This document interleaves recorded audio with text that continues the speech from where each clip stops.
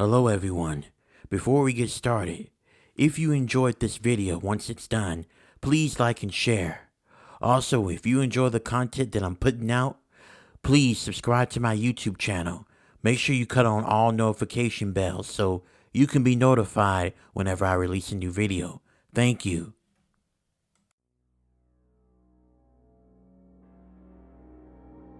I still remember how I was so petrified that I could not stay in that house any longer, and it still haunts me to this day. I still don't know what caused it, but I will never ever step foot in that house, and I'm glad that I sold it.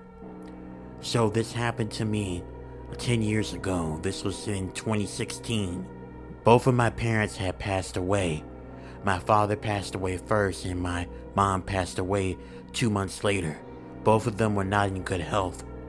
But since I was the only child, they left me with the house. It was my childhood house, and I lived there for my first 20 years before I moved out. I would never thought I'd see this house again, but here I was, looking at this house, bracing myself to come back into the house and be swept by childhood memories and nostalgia. During this time, I was 40 years old, and I had just recently dealt with a really nasty divorce, and we were doing 50-50 custody for our 15-year-old daughter. During this time, she was living with her mother, because I had to get everything transferred to move into this house. I sold my one-story house to move in, and I decided I wasn't going to sell it at the time. I figured that I was going to stay at this house, and I was going to put it in my daughter's name. That way when she gets older, she can have this house as well. I really wanted her to keep the house. I didn't want her to sell it at the time. I wanted this to be a multi-generational household for any of my offsprings. As I got done moving everything into the house, I remember I was sitting down at the couch, watching television, relaxing after doing a lot of moving that day. I had ordered me some pizza because I didn't feel like cooking anything. As I was eating pizza, I noticed I heard some noises upstairs. It sounded like someone was walking around. It sounded like the wood floors were creaking, which was odd because I know upstairs the floor was carpet. But I got up and I went upstairs to see what was the commotion about. As I was going, I kept on hearing something walk around.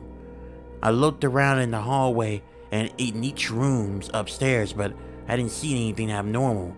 But then I noticed I kept on hearing that footsteps or what sounded like a wood floor creaking. Then I realized something. I turned towards my right and I saw that there was an attic that was straight ahead just before you enter into another room. I went towards that attic and I pulled it down. I haven't been up in this attic for a very long time. So long I can't even remember, but it had to have been when I was a teenager. When I pulled down the string and the stairs came down, I walked up there. It was pretty dark, but luckily there was a light.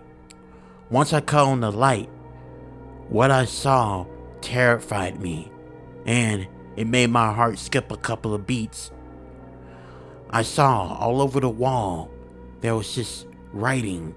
It was in a different language, but it was covered in dark red paint. Or at least that's what I thought it was covered in. And the way it looked it wrong. And then I saw something on the wooden floor that solidified my decision to just sell the house and never even come back again. I saw that there was a pentagram on the floor, the wooden floor. I freaked out, but I had no time to react to that, because then I heard footsteps that was coming from my right. I didn't even try to investigate. I quickly just ran down from the stairs, almost falling, and immediately I closed the attic as I kept on hearing footsteps, but this time it was faster, like it was running after me.